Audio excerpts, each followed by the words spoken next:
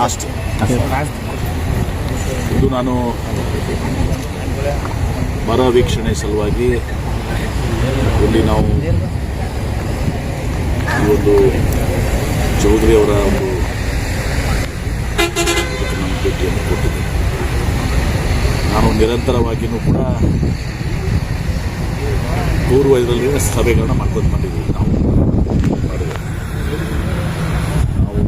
ಈಗ ಬರ ಈಗಲೂ ಆದಮೇಲೆ ನಾವು ಶುರು ಮಾಡಿಲ್ಲ. ಮೊದಲನೇ ನಾನು ಮೀಟಿಂಗ್ಸ್ ಮಾಡ್ಕೊಳ್ತಾ ನಾನು ನಿರಂತರವಾಗಿ ನಾವು ಜಿಲ್ಲಾಧಿಕಾರಿಗಳು ಶಾಸಕರು ಅಧಿಕಾರಿಗಳು ಕೆಲಸವನ್ನು ಮಾಡ್ಕೊಂಡು ಬಂದಿದ್ದೇವೆ. ಈಗ ಮೊದಲು ಒಂದು ಸಲ ಏನು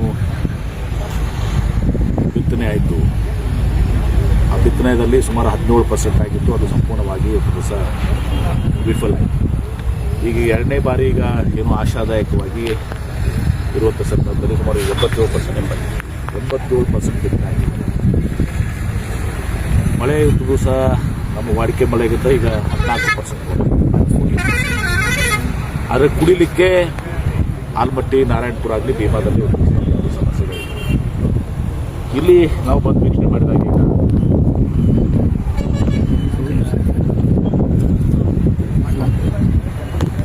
ಈ ಸುರೇಶ್ ಚೌಧರಿ ಅವರ ಒಂದು ಇದರಲ್ಲಿ ಸಾಮಾನ್ಯವಾಗಿ ದಿವಸ ನಾವು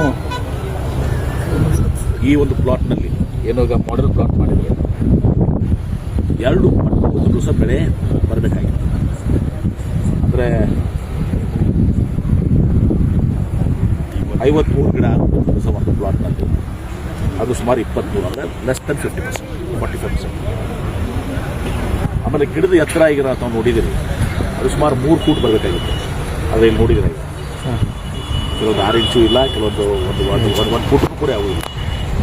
ಅದರ ತಕ್ಕಂತೆ ಅವು ಆ ಟೊಂಗೆಗಳಿರ್ತಾವಲ್ಲ, ಬ್ರಾಂಚಸ್ಸು, ಅವು ಕೂಡ ಸುಮಾರು ಟೊಂಗೆಗಳು 10 ಆಗಬೇಕಾಗಿತ್ತು. ಅದನ್ನು ಕೂಡ 5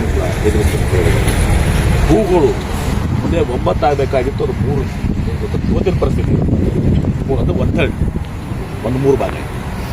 ಹೀಗಾಗಿ ಒಟ್ಟಾರೆ ಇಲ್ಲಿ ನೋಡಿದಾಗ ನಾವು ಸುಮಾರು 1.5 ಕ್ವಿಂಟಲು 2 ಕ್ವಿಂಟಲು ಇವತ್ತಿನ ಪರಿಸ್ಥಿತಿಗೆ ಇವತ್ತು ಈಲ್ಡ್ ತೋರಿಸ್ತದೆ. ಅದು ನಾರ್ಮಲ್ ಆಗಿ 8 ಕ್ವಿಂಟಲ್ ಆಗಬೇಕಾಗಿತ್ತು. ಎಸ್, ನಾರ್ಮಲ್ ಆಗಿ 8 ಕ್ವಿಂಟಲ್. ಅದು ಇದು ಸಹ 1.5 ಇಂದ 2 ಕ್ವಿಂಟಲ್. ಇದು ಪರಿಸ್ಥಿತಿ. ಇನ್ನೂ ಉಳಿದನ್ನೆಲ್ಲ ಕೂಡ ನೋಡ್ಕೊಳ್ತಾಯಿದ್ದೀವಿ. ಆದರೆ ಒಂದು ಈ ಸಲ ಕೃಷಿ ಇಲಾಖೆ, ತೋಟಗಾರಿಕೆ ಇಲಾಖೆ ಮತ್ತು ವಿಶೇಷವಾಗಿ ನಮ್ಮ ಜಿಲ್ಲಾಧಿಕಾರಿ ಈ ಹಿಂದೆಯೂ ಕೂಡ ಈ ಕ್ರಾಪ್ ಇನ್ಶೂರೆನ್ಸ್ಗೆ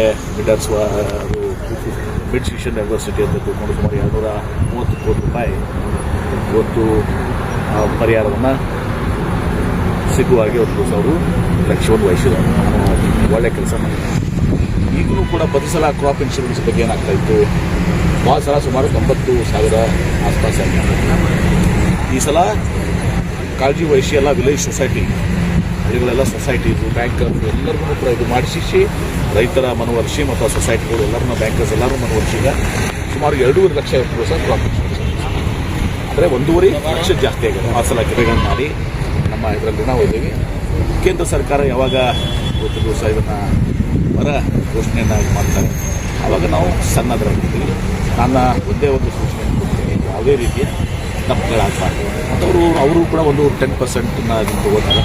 ಅದರಲ್ಲಿ ಕೂಡ ಇವತ್ತು ದಿವಸ ನಾವು ಸರಿಯಾಗಿ ವೈಜ್ಞಾನಿಕವಾಗಿ ಈಗ ಹೇಳಿದ್ದಾನೆ ಮುಂದೆ ವೈಜ್ಞಾನಿಕವಾಗಿ ಇವತ್ತು ದಿವಸ ನಮ್ಮ ರೈತರು ಸಂಕಷ್ಟದಲ್ಲಿದ್ದಾರೆ. ವಿಶೇಷವಾಗಿ ಮಳೆ ಆಧಾರಿತ ಕೃಷಿ ಮೇಲೆ ಏನು ಅವಲಂಬಿತವಾಗಿರ್ತಾರೆ ಅವರಿಗೆ ಸೂಕ್ತವಾದಂಥ ಎಲ್ಲ ಬೆಳೆ ಪರಿಹಾರ ಆಗಲಿ, ಅವರಿಗೆ ಸಹಾಯ ಹಸ್ತವನ್ನು ಕೊಡುವಂಥ ಆ ದಿಶೆಯಲ್ಲಿ ಎಲ್ಲ ಸಚಿವರು ಜಿಲ್ಲೆಗಳಿಗೆ ಹೋಗಬೇಕು. ನಾವಂತೂ ನಮ್ಮ ಜಿಲ್ಲೆಯಲ್ಲಿ ಮೊದಲಿನಿಂದ ತಯಾರು ಮಾಡ್ಕೊಂಡಿದ್ದೀವಿ. ಕುಡಿ ನೀರಿರಲಿ, ಬೆಳೆ ಇರಲಿ, ಮೇವು ಇರಲಿ, ಮತ್ತೊಂದಿರಲಿ. ನಾನು ಈಗಾಗಲೇ 2-3-4 ಸಭೆಗಳು ಮಾಡಿದ್ದೀವಿ, ಮಾಡಿ ಉಪನ್ಯಾಸ ಮಾಡಿದ್ದೀನಿ. ಈಗ ಉಳಿದನ್ನು ನೋಡಿಕೊಂಡು ಇವತ್ತು ನಾನು ಮುಖ್ಯಮಂತ್ರಿಗಳಿಗೆ ಮುಂದಿನ ವಾರ ಬರುತ್ತೆ 2-3 ಅಲ್ಲಿಗೂ ಬರಬೇಕು. ಓವರಾಲ್ ಇದೆಲ್ಲ ಸೇಮ್ ಇರ್ತದೆ. ಮತ್ತು ಈ ರಿಪೋರ್ಟ್ಸ್ ಎಲ್ಲ ನಮ್ಮ ಕಡೆ ಇದೆ. ಆ ರಿಪೋರ್ಟ್ಸ್ ಎಲ್ಲ ನೋಡ್ಕೊಂಡು ಒಂದು ದಿವಸ ಬಹುಶಃ ಇದೆಲ್ಲ ಮುಗಿದ್ಮೇಲೆ ನಾಳೆ ನಿಮ್ಮ ಜೊತೆ ಸರ್ ಈಗ ಸದ್ಯಕ್ಕೆ